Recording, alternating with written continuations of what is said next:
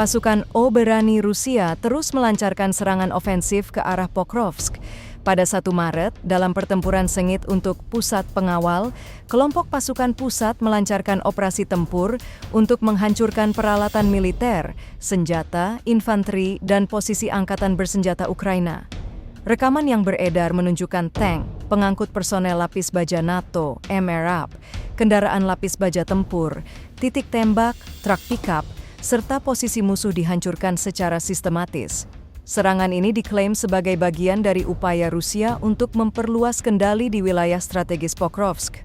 Sementara itu, pihak Ukraina belum memberikan tanggapan resmi atas serangan ini.